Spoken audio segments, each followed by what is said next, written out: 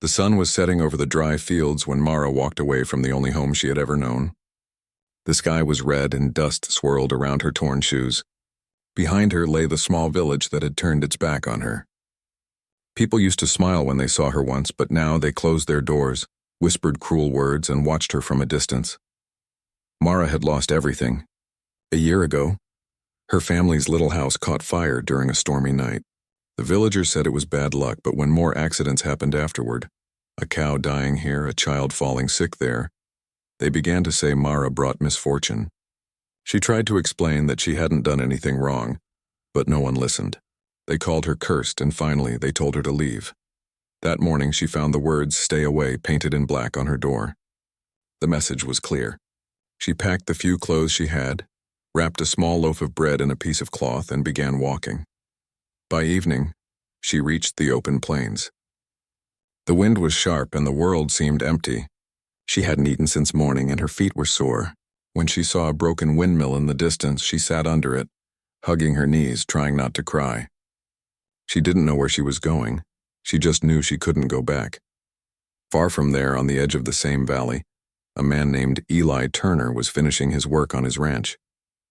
Eli was a quiet man who lived alone. He was tall, broad-shouldered, with lines on his face that showed years of sun and sorrow. Once he had a family, a wife who loved the sound of rain and a little boy who used to chase the chickens around the yard.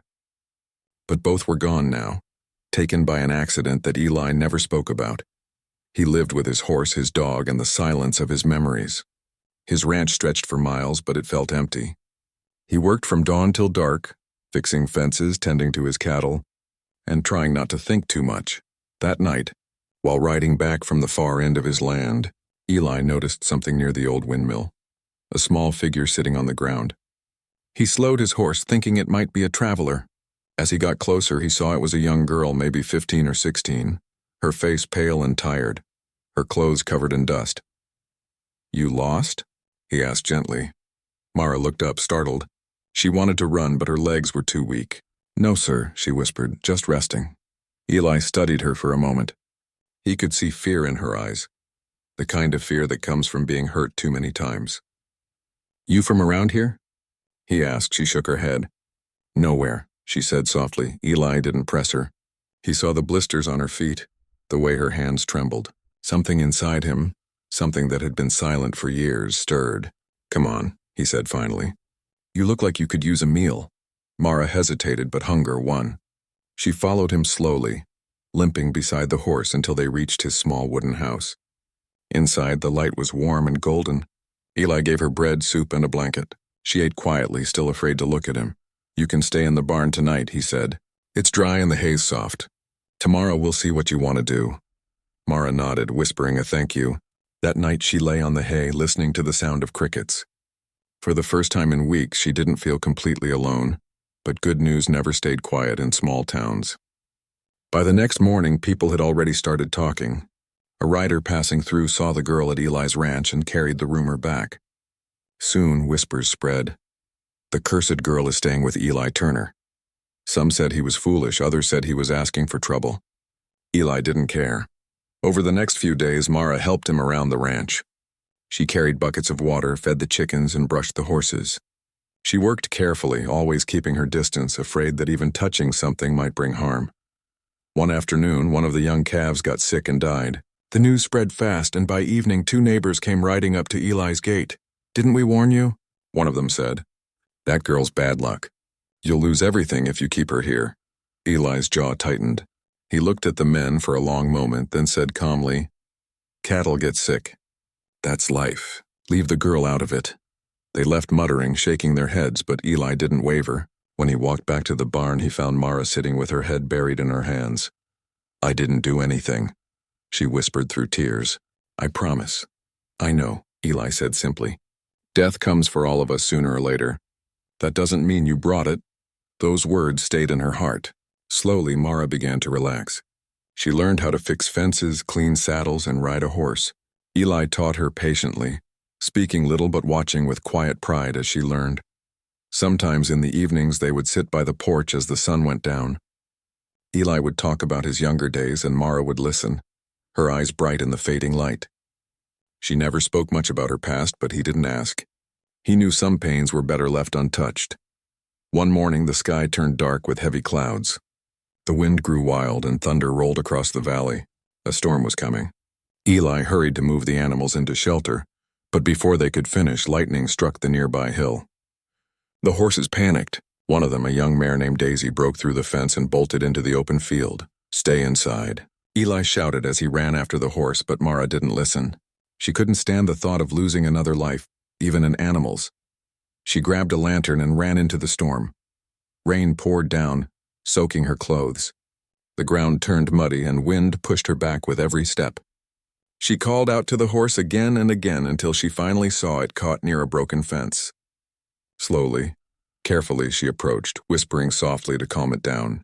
After several long minutes, she managed to free the reins tangled in the wood. When Eli finally found her, she was standing beside the frightened horse, shaking from the cold, but refusing to let go. He was both angry and relieved.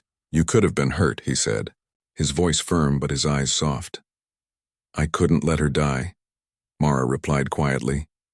He looked at her soaked hair, her trembling hands, and her courage, and for the first time he smiled. "You're a stubborn one," he said. That night, after the storm passed, Eli built a small fire in the kitchen. Mara sat nearby, wrapped in a blanket. The flames flickered gently, and the sound of rain on the roof filled the silence. "You did good today," Eli said, stirring the fire. Mara looked at him, surprised. "You're not angry?" "Not at all," he said. "I've seen fear. What you did, that wasn't fear. That was bravery." A tiny smile touched her lips. For the first time, she felt like she belonged somewhere, but deep down she knew peace never lasted long for her. The next morning, when the sun rose and the smell of wet earth filled the air, something new waited beyond the gate, something that would test the fragile hope she had just begun to feel, and neither she nor Eli knew that the world around them was about to change again. The morning after the storm was calm and cool. The air smelled of wet earth and mist lay low over the fields. Eli Turner stood by the barn, checking the fences that had fallen during the night. Mara was helping him, her hair still damp, her hands muddy but steady. For the first time in months, she felt peaceful, like maybe she had finally found a place where she belonged. But peace in that valley never lasted long. By midday, 2 riders from town came trotting up the dirt road. Their horses were covered in dust and their faces looked serious. Eli wiped his hands and walked over to meet them. Mara stood a few steps behind, holding a bucket of water. "Morning," Eli said, tipping his hat. One of the men nodded stiffly. "Morning, Eli, we came with news. There was a fire last night near the riverbank. Burned a small patch of the woods," Eli frowned. "Anybody hurt?" "No," the man replied. "But some folks say they saw that girl of yours nearby. They think she started it." The words hung heavy in the air. Mara's heart dropped. She froze, unable to speak. The other man looked at her sharply. "We warned you, Turner. She brings bad luck. Now the land's burning again." Eli's eyes narrowed. "She was here all night. I saw her," he said firmly. But when he turned to look at Mara, he noticed the black marks on her coat, small stains that looked like smoke. Her hands were trembling. "Mara," he said quietly, "did you go near the river last night?" Tears filled her eyes as she nodded. "I only wanted to warm myself for a minute," she whispered. "I didn't know the wind would carry the fire." The 2 men exchanged looks. "You see," one said, "it always happens around her. It's better she leaves before something worse comes." Eli didn't answer them. He just stood there watching Mara's face. She wasn't lying. He could see the truth in her eyes. She was scared, not dangerous. Still, a deep ache filled his chest. He had lost his family once to fire. The smell of smoke always reminded him of pain. For a moment he felt torn between his past and this girl who had become like family to him. When the riders left, Eli sat on the porch silently. Mara stayed near the barn, afraid to go near him.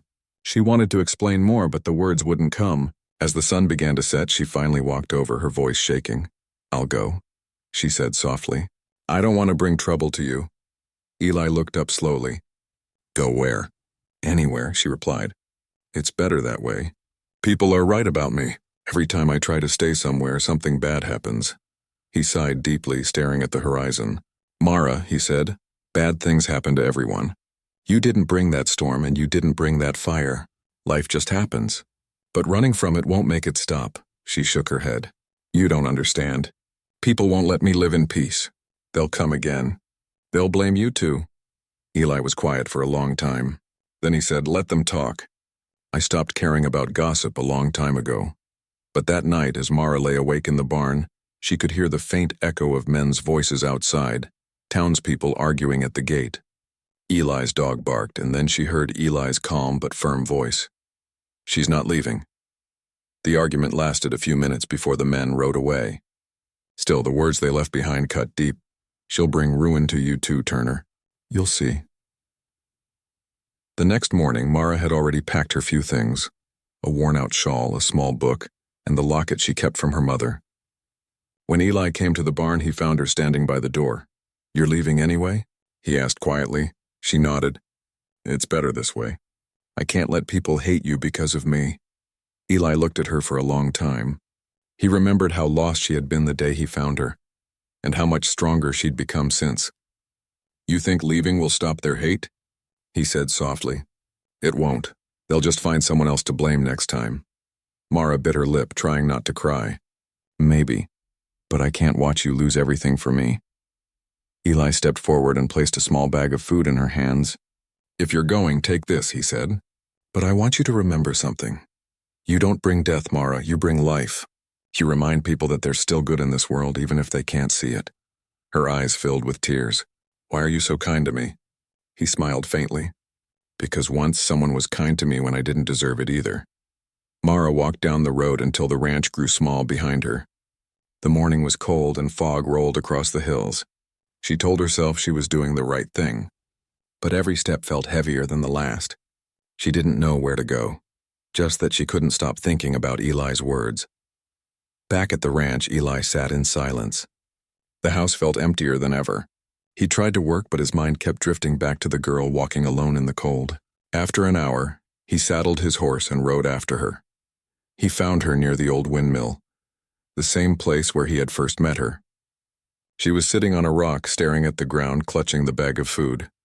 "Thought you might have gone farther," he said, pulling his horse to a stop. She looked up, startled. "You shouldn't be here." "The townspeople, let them talk," Eli interrupted gently. "I've lived with silence and loss long enough. I'm not about to lose something good because others don't understand it." Mara blinked, tears sliding down her cheeks. "You mean you're not sending me away?" Eli shook his head. "If you're leaving, then I'm coming with you. The ranch won't mean much without someone to share it with." Mara didn't know what to say. All her life, people had pushed her away. And now, for the first time, someone was choosing to stay, not because they had to, but because they wanted to. They rode together along the dusty road, the sun rising behind them. The land stretched out wide and open, and for the first time it didn't feel lonely. Weeks passed. They found a small patch of land near the river, a place people said was too dry to grow anything. But Eli and Mara worked hard every day.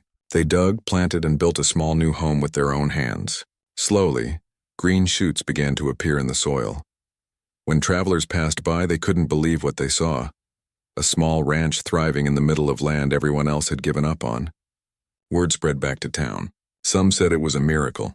Others still whispered that the girl's luck had turned. Months later, a few villagers visited.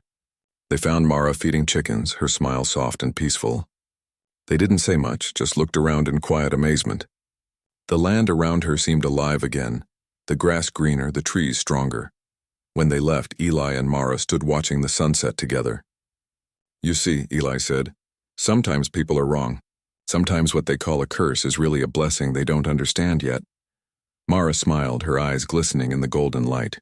"Do you really think I was never cursed?" Eli looked at her kindly. "I think you were hurt, not cursed. And hurt people don't bring death, they bring lessons. They teach others how to heal." As night fell, the stars came out one by one, shining brightly over the quiet ranch. For the first time, Mara felt the world wasn't against her anymore. She wasn't the banished girl everyone feared. She was someone who had survived, and someone who had helped another broken soul find peace again. The wind brushed softly through the grass, carrying away the last whispers of her old life. And in that peaceful silence, Mara realized that even in a world full of judgment, kindness could still build something strong, something that no rumor or curse could ever destroy. And for the first time, she smiled without fear, knowing that this time, it truly was a new beginning.